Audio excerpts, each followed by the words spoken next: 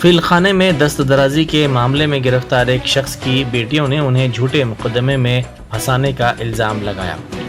उन्होंने कहा कि आपसी रंजिश के नतीजे में उनके वालिद को मंसूबाबंद तरीके से फंसाया गया है। उन्होंने मीडिया से बात करते हुए कहा कि फिलखाने में उनकी जायदाद है जिसको उनके वालिद किसी और को फ़रोख्त करना चाहते थे, ताहम बाज़ अफराद ने जायदाद फ़रोख्त करने के लिए इसरार किया। ताहम उनके वालिद के इससे इनकार पर ये बदला निकालने के लिए मासूम लड़की का सहारा लेकर उनके वालिद को फंसाया गया है। मेरा नाम शाना कौसर है। मैं मोहम्मद अपनी अहमद की बेटी हूँ। आप ये सब है ना, पापा की प्री प्लानिंग सब किया गया है।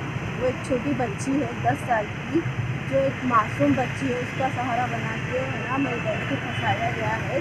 ये कुछ और नहीं है, हमारी एक प्रॉपर्टी है फिलखाने में, जो मेरे डैडी किसी और को बेचना चाह रहे थे, बट वो चाहते हैं कि वो उनको बेचे, जो पापा एग्री नहीं हुए।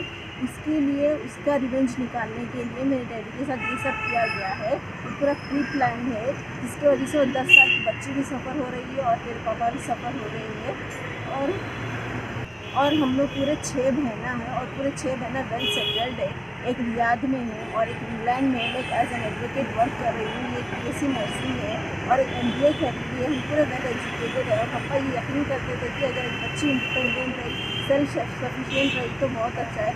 और पापा हमेशा गर्ल्स को सपोर्ट करते हैं। उनकी 6 बेटियाँ हैं और ये सब है ना डैडी को उनका हर सब देख के है ना उनको पूरे प्री प्लान ये सब किया गया है। मैं आपसे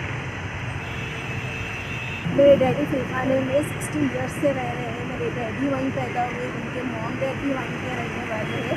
इतने सालों में अभी तक ऐसा कुछ नहीं हुआ है और आज ये सडनली ऐसा सब बोल रहे हैं और ये पूरा प्री प्लान हो रहा है।